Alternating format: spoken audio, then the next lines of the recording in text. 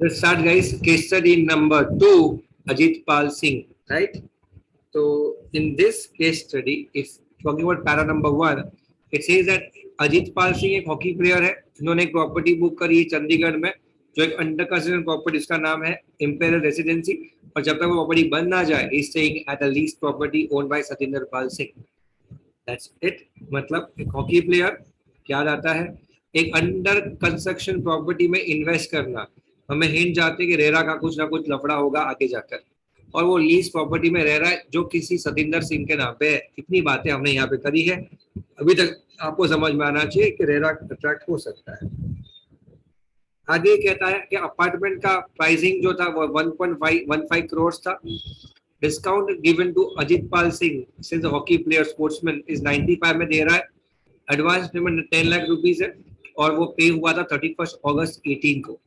तो यहाँ पे रेरा के टर्म्स हमें यहाँ पे काम आएंगे. एडवांस पेमेंट किया है, that's something they have told us. 95 lakh agreement value है और आपने पेमेंट किया था 31 अगस्त को.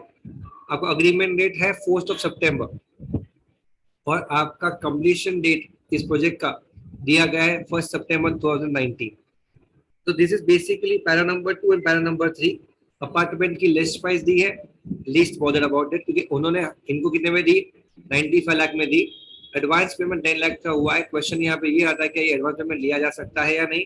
नंबर 2, पेमेंट जिस दिन पे लिया गया है क्या वो दिन पे वैलिड है कि नहीं. आंसर मैं अभी नहीं दूंगा. This question covered up here. Para number 3 के अंदर अग्रीमेंट डेट और कंप्लीशन डेट दी गई थी. कमिंग टू पैरा नंबर 4, यहाँ पे लिखा था construction date was not fulfilled on time and allottees ने एक एसोसिएशन बनाया था for protecting their rights. Further आ गया पॉइंट नंबर 5 में कि रेरा में कंप्लेंट फाइल हुआ था और वहां पे हमने रिफंड क्लेम करा था along with interest plus compensation for delay. आगे 6 सारा कुछ अलग जर्नी में लेके जाता है और वो कहता है कि स्लोवाकिया में एक हॉकी का टूर्नामेंट था और अजीत पाल सिंह की इच्छा हो गई देखने जाने की. Ajit Pal Singh went to Slovakia and he came back to India on 26 में. घूमने फिरने मैच देके वापस आ गया.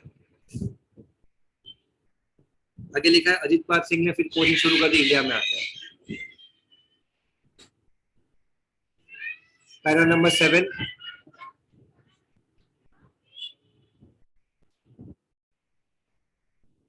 आगे क्वेश्चन कहता है कि पैरा नंबर 7, अजीत पाल सिंह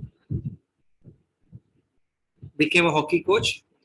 यहाँ पे जब उन्होंने बोला कि ही वेंट टू स्लोवाकिया, बाहर गया था, वहां पे एक फेमा का कोई ना कोई पार्ट टच होगा. That's what we can anticipate. Going outside India using some foreign currencies to Singh. उसके बाद ये कहता है कि फादर ऑफ अजीत पाल सिंह ने इंडिया में एक स्पोर्ट्स कंपनी ओपन की एएसएल के नाम पे. और वो स्पोर्ट्स कंपनी जो पैरा नंबर 8 में कह देते हैं कि वो स्पोर्ट्स कंपनी में सीआईआरपी इनिशिएट हो जाता है.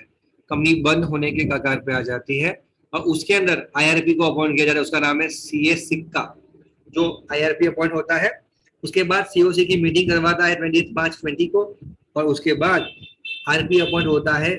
उसका नाम है सीएस नवीन सूद, जो सिंपल मेजोरिटी से आईआरपी अपॉइंट हो जाता है. Moving forward, point number 9, FC was lying with APS, that is foreign currency lying with APS was amounting to more than $2,000. Amounting to more than $2,000. The foreign currency lying with APS was more than $2,000 and he returned to India on 3rd of September. ऐसा नहीं है. जब यहाँ पे question में दिया था आगे कि 26 मई को वापस इंडिया में आ गया, लेकिन उसके पास फॉरेन करेंसी जो जमा थी उसने 3 सितंबर को लौटाई back to the forex dealer. मतलब उसके पास मोर देन $2,000 पड़े थे and when return back to India 26 मई को उसने वो वापस किए नहीं, उसने वो वापस सितंबर में करे. तो मई, जून, जुलाई, अगस्त, सितंबर में फाइनली. उसके बाद 4 सितंबर 20 को क्या होता है, ईडी ने प्रॉपर्टी अटैच कर दी थी. कौन सी? Rented residence of Ajit Pal Singh, जो किसके पास किसके नाम पे था? पाल सिंह के नाम पे था, जो हमने यहाँ पे देखा था.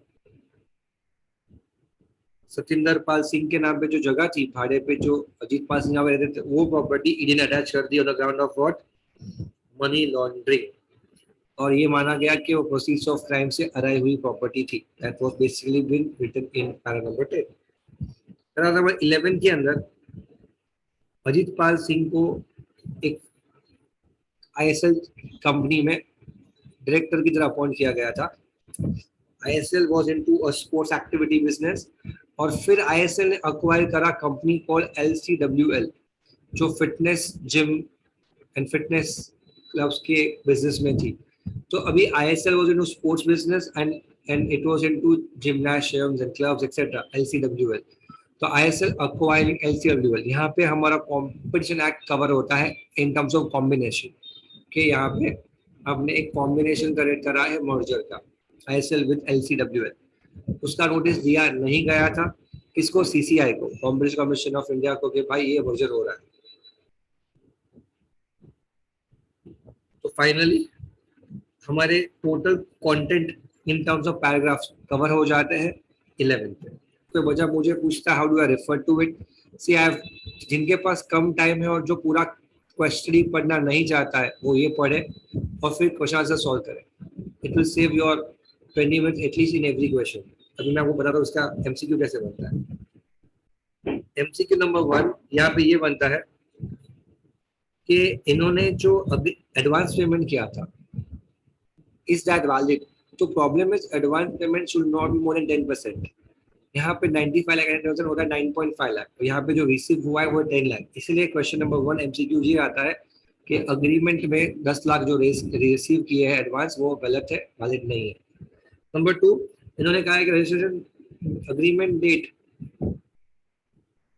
रजिस्ट्रेशन का 4 सितंबर है, तो नॉर्मली 10% के ऊपर लेना है तो आपको अग्रीमेंट रजिस्टर होने के बाद लेना चाहिए था, उसके पहले आप ले सकते नहीं। तो 2 थिंग्स जो यहाँ पे आपको नोटिस करनी थी, मैंने उसको रेड मार्क करके रखी थी यहाँ पे। तो आगे जाए तो यहाँ पे नेक्स्ट क्वेश्चन आता है MCQ number 3, appointment of CA सिक्का। इसकी वैलिडिटी क्या रहेगी, वैलिडिटी ऑफ अपॉइंटमेंट क्या रहेगी। तो क्वेश्चन कहता है कि जब तक नई अपॉइंटमेंट नहीं होती है, till new appointment is made of IRP का आरपी, तब तक सिक्का कंटिन्यू कर सकता है। That's the answer to MCQ number 3, till the appointment. अभी आप सोचो सर एमसीक्यू तो दिया नहीं, sir we are doing it short, तो आपको क्या कर रहा हूँ, सीधा मैं पॉइंट 2 पे ला रहा हूँ। क्वेश्चन था ये, उसका आंसर है ये। ना आपको क्वेश्चन देखना है ना आपको आंसर, उससे आपका टाइम बचेगा। That's the intent and you get the answer also and the question also. उसके बाद ये कहता है नवीन सूद को जो अपॉइंट किया गया था वो सिंपल मेजॉरिटी से अपॉइंट किया गया, कहीं वैलिड है या नहीं है। आंसर इसमें, क्योंकि यहाँ पे कानून कहता है 66% ऑफ मेजॉरिटी से सीओसी अपॉइंट करता है आरपी को, नॉट सिंपल मेजॉरिटी से। सिंपल मतलब 51। This is done.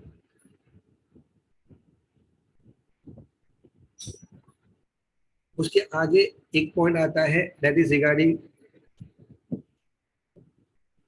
नोटिस। तो आपको अमालगमेशन या कॉम्बिनेशन के 30 डेज में आपको सीसीआई को नोटिस देनी चाहिए। टाइम लिमिट कितना दिन के अंदर देनी चाहिए नोटिस, 30 डेज के अंदर नोटिस देनी चाहिए। इससे आपका ये बात भी फिनिश हो जाता है। And finally we come to descriptive questions. Descriptive number 1, क्या association file a suit on behalf of allottees. एक एक बिल अलॉटी नहीं, सब मिलके फाइल कर सकते हैं। Answer is yes. रीजन, पहला तो पर्सन के अंदर एओबी को इंक्लूड किया गया है, इसलिए आप कर सकते हो। That is definition of person लिखना है आपको, प्लस सेक्शन 31 जो है इसमें राइट ऑफ कंप्लेन कवर किया गया है, उसको आपको यूज करना है। तो आप फटाफट 31 को रेफर कर सकते हो, अपना लाइफ थोड़ा सा और स्मूथ कर सकते हैं। क्या property of Surinder Pal Singh be considered as proceeds of crime. It's very simple. Question के अंदर आपको दिया गया है कि he is guilty of money laundering and उसके पास जो प्रॉपर्टी थी वो प्रोसीड्स ऑफ क्राइम से आई हुई थी। तो आपको क्या करना है, यहाँ पे just go to the answer. Proceeds of crime का जो डेटा दिया है उसके अंदर आपको मनी लॉन्ड्रिंग का डेफिनेशन, प्रोसीड्स ऑफ क्राइम का डेफिनेशन और गिल्टी होने पे एक्शन, ये आपको लिखना है। Answer is yes. एग्जाम्पल में कुछ इतना बड़ा डिटेल दिया नहीं है, खाली ये कह दिया है कि ईडी को लगा था कि ये प्रोसीज ऑफ क्राइम से अराइव हुआ है, तो हम क्या मानेंगे कि प्रोसीज ऑफ क्राइम की बात हुई है, जो ईडी मानता है तो फिर ये लायबिलिटी होगी। लास्ट क्वेश्चन इस बारे में आता है कि ग्रीन चैनल अप्रोच करके कॉन्सेप्ट यहाँ पे आता है जो रूल्स के अंदर है। तो I made a summary to this. Green channel मतलब आपको पूरा अप्रूवल नहीं लेना पड़ेगा टू सीसीआई फॉर कॉम्बिनेशन। तो क्वेश्चन ये है कि कॉम्बिनेशन के लिए आपको जो अप्रूवल लेना पड़ेगा सीसीआई का, वो कब नहीं लेना पड़ेगा। शेड्यूल 3 का एक आउटलाइन दिया मैंने। अगर आपका बिजनेस एक दूसरे से कनेक्टेड नहीं है, जैसे यहाँ पे स्पोर्ट्स था, यहाँ पे gymnasium is all together diversified business, hockey coach and gymnasium is all together different, ना उसका हॉरिजॉन्टल या वर्टिकल कनेक्ट है। नंबर 2, आपके डॉक्यूमेंट्स करेक्ट है, आपने कोई आपके इस मर्जर से किसी पे कॉम्बिनेशन पे इफेक्ट नहीं आएगा, और आपका कोई भी डॉक्यूमेंट या डेटा रॉन्ग हुआ तो आपके पूरे मर्जर को वॉइड मानेंगे। ये डिक्लेरेशन देना है आपको, और ये कंडीशंस है। अगर ये अप्रूव होती है तो आप ग्रीन चैनल के बेसिस पे डायरेक्टली विदाउट टेकिंग अप्रूवल्स आप सीसीआई के बिना कॉम्बिनेशन कर सकते हो। ये आपका फाइनल आंसर था, और हमने पूरा का पूरा केस लॉ नंबर 2 यहाँ पे कवर करा। Thank you so much. अगर आपको ये पसंद आता है, motivate me to make all the case studies to the same. Thank you.